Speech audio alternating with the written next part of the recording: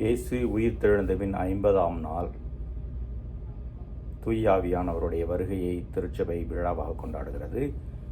பெந்தகோஸ்தே பெருவிழா அல்லது தூயாவியானவருடைய பெருவிழா என்று அழைக்கப்படுகிறது.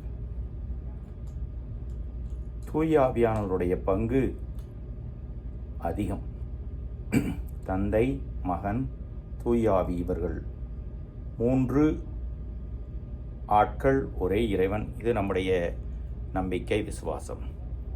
கடவுளுடைய அன்பாக நம்மளை பற்றி எரியும் தீயாக நம்மை வழிநடத்துபவராக அவர் இருக்கிறார்.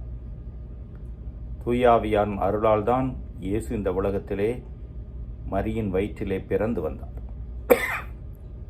தொடக்க கால திருச்சபையிலே இவருடைய வழிநடத்துதலால் தான் எதிர்ப்பையும் மீறி துன்பத்தையும் தாங்கி அவர்களால் போதித்து இயேசுவின் மறையை பரப்ப முடிந்தது.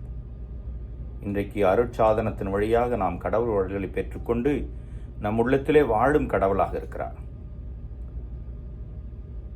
அவரிடம் தனிப்பட்ட விதத்திலே அன்பு கொண்டு ஜெபிக்க நாம் அழைக்கப்படுகிறோம். ஆவியானவரே என் உள்ளத்தில் எழுந்து வந்து கடவுள் மீது எனக்கு அளவுக்கு அதிகமான அன்பை தாரும். அவருடைய வரங்களும் கொடைகளும் ஏராளம். அவருடைய வரங்கள் ஒவ்வொன்றும் நாம் கடவுளுடைய பிள்ளையாக இருக்கவும், நல்லதை தேர்ந்தெடுத்து வாழவும், பிறருக்கு முன்மாதிரியாக இருக்கவும் நம்மை வழிநடத்துகிறது.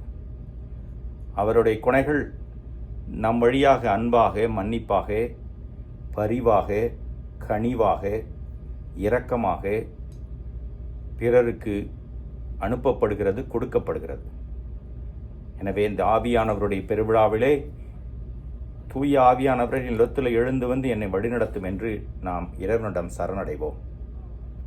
ஆவியானவர் வழியாக நம்முடைய கிறிஸ்தவ வாழ்வு புது பொலிவு பெற்று பிறருக்கு பயனுள்ளதாக, கடவுளுக்கு புகழ் சேர்ப்பதாக இருக்கும். அதற்கு நாம் தயாரா? இறைவன் என்றென்றும் வாழ்த்து பெறுவாராக.